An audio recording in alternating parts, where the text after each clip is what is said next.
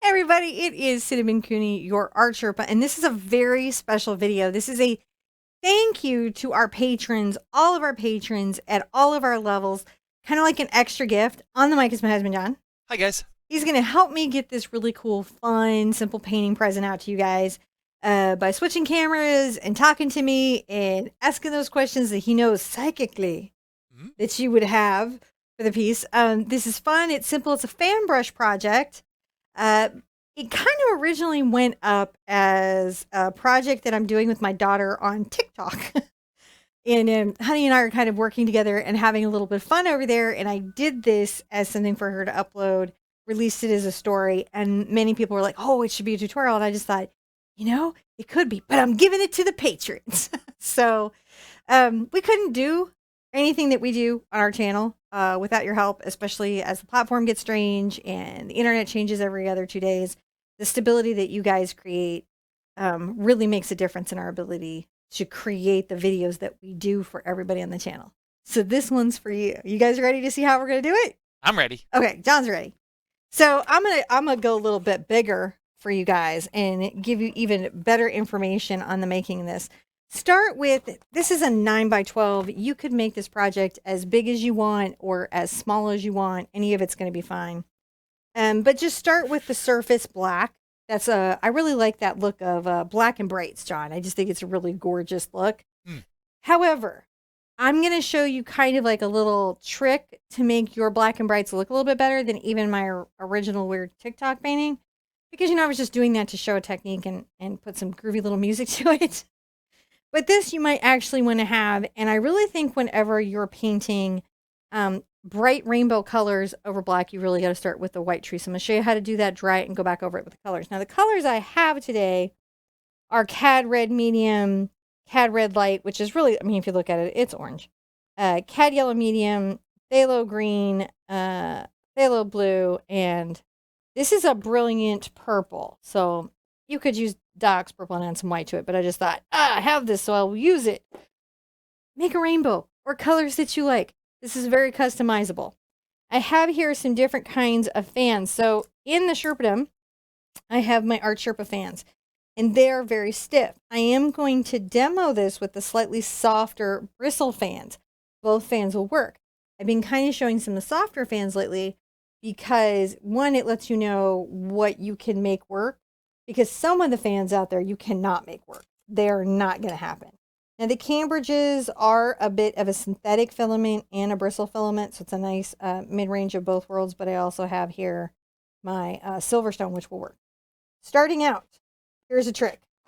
Take your surface, right, and kind of come in here and divide in half. So if something is 9 across, then it is 4 and, no, sorry, that's not good math. Yeah, no, it is good math. 4.5 inches. I did good math.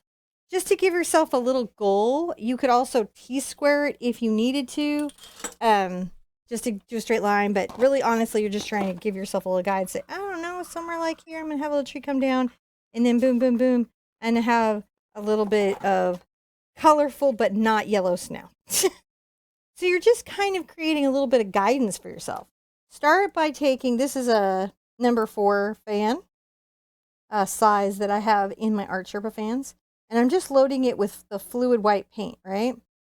I'm going to come here, and here's the trick. I'm rocking the handle downwards, and I'm going to tap the brush very carefully, sort of up and down.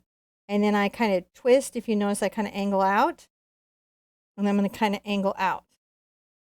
So that begins that little tippy top of a little pine. Then when we start to do the upward bows, you can do upward bows or downward bows. We're going to do upward little kind of bows. And you can see I'm just tapping that brush up and down. Can you see that, John? Yeah. Yeah, that's how we just do these. We just tap these up and down. Okay. Now the trick is, doing the Bugsy thing, is making sure your branches in your tree are kind of hot messy. They should definitely have some shorter branches and longer bits. And then as you go down, and you can see I'm just tapping in and out. And it's leaving that white. And when I'm going to come over with my bright colors, it will let those colors really pop, at least especially where the white is underneath, and make your rainbow tree even more beautiful. And you want it to be super beautiful, right? Mm-hmm. Yeah. Now here I might come down and just do downward strokes. See how that gives me a trunk? Yeah.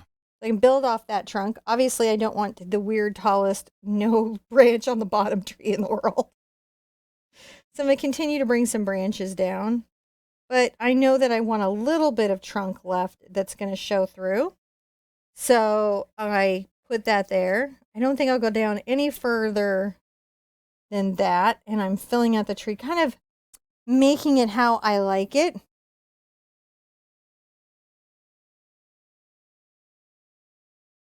All right.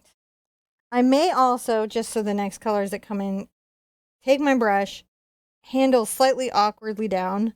It is a bit of a kind of twist on your wrist. And I'm going to just brush in the implication of some snow.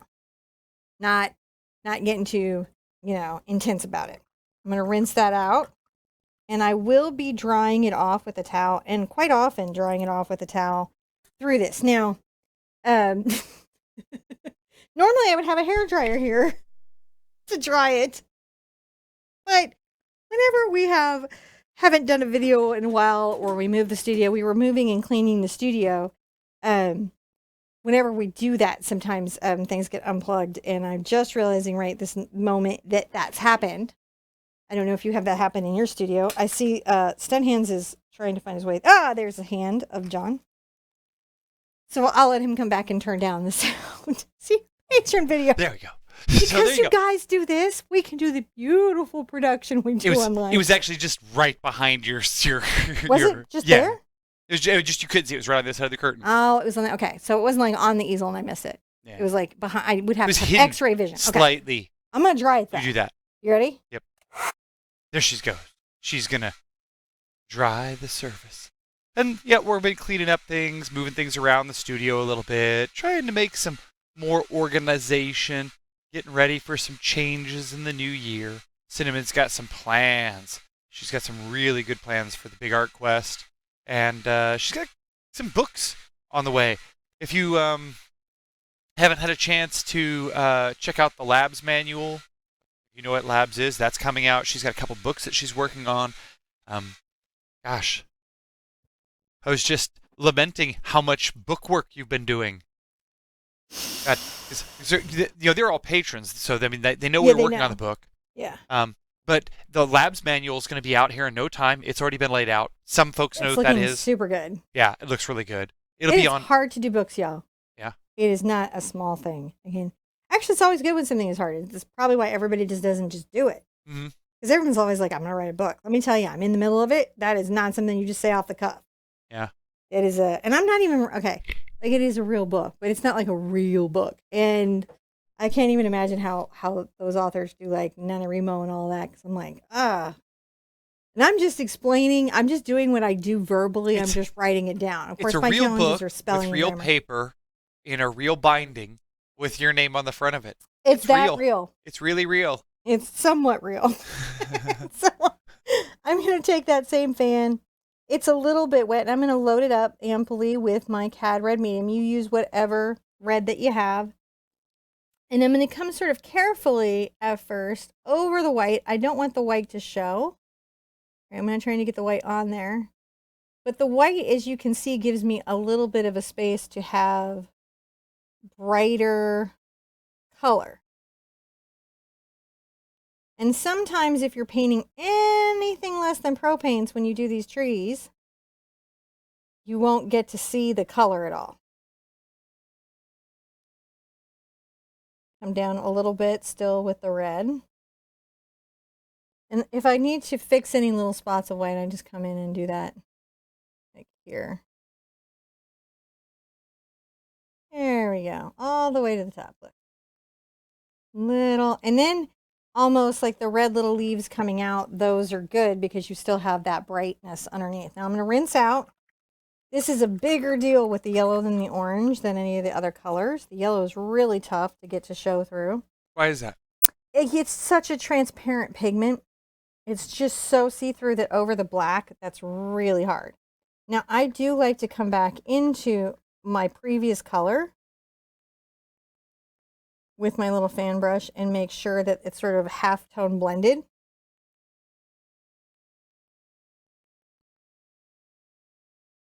There we go. You can kind of see it's still going down. How's that looking? Oh, it's very, very festive. Very festive, fluffy little tree. Wiping out. Now the big payoff for this little color halftone is going to really show here in the yellow. Again, if you have like really spot on paint, sometimes you don't need to do this step.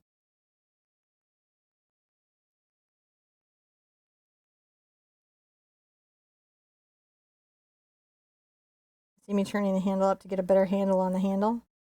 And I'm just making sure that those are okay. And I may come and take a little of my yellow up into here. Now, again, doing that blend. Rinsing out the multi-tonal tree. And you can always come back in with like a slightly damp brush and like kind of make sure that your tree has got the little blend it needs. You can fuss with it.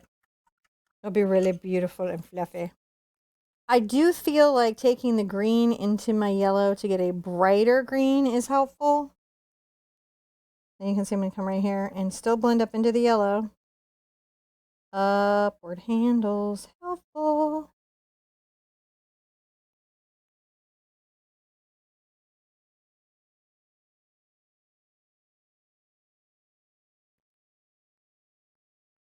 Little halftone blending there that you can see me doing. And I'll get into my green. You can see me loading up into my green. Handle still up, and again, blending that space as we're going. You can come into here and sort of take that blend through the tree. It creates a really nice effect.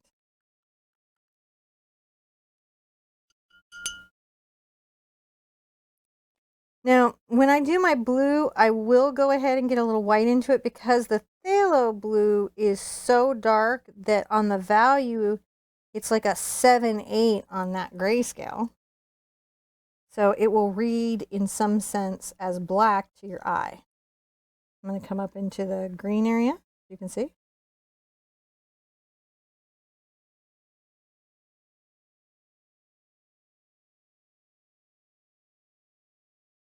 Getting lots of nice value in there.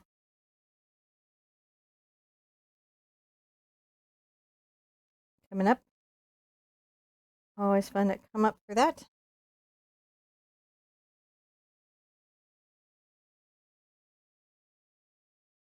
And you can see even within the different tones, you can make little layers, right?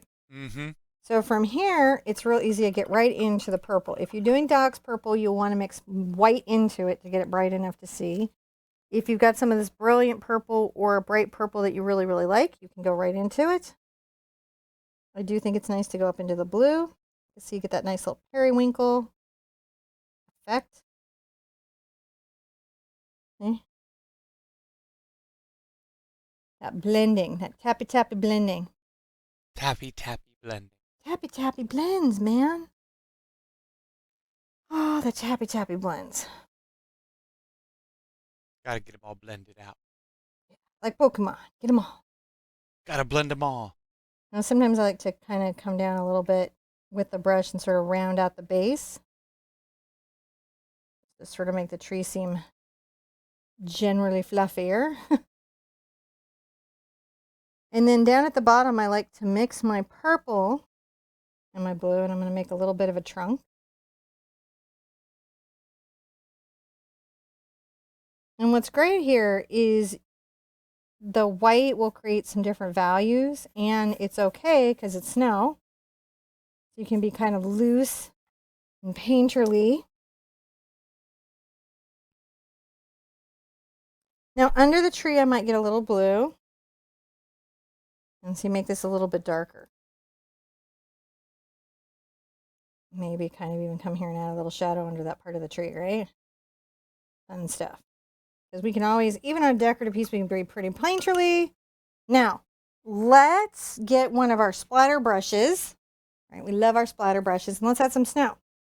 I'm going to tap, tap, tap, tap, tap, tap, tap, tap, tap this in. Make sure it's dispersed and go ahead and snow it, snow it, snow it, snow, snow, snow, snow. Snow, snow, snow, snow, snow. That's super snow. Now, you are allowed to not only share this in the patron-only Facebook group, but also in the regular Facebook group. Because, again, we're letting this go out to all... Oh, I should sign it, huh? Oh, yeah. Yeah, we're putting this to every level patron because we really want to say thank you to everybody. So we wanted everybody to get something for the holidays from us. Just a little bit of colorful holiday cheer. Kind of like an activity Christmas card. Yeah. There we go. Ew. Oh, that's pretty, isn't it? That's a really pretty little piece. So turned out Sherpatastic. You can do it just straight on the black if you're painting like golden or Holbein or something that's heavy pigment loaded. But if you have something that's a little bit less, definitely go under white first. Or if you're just feeling like you're not getting the brightness that you're looking for. We genuinely hope that you and yours are doing great this holiday season.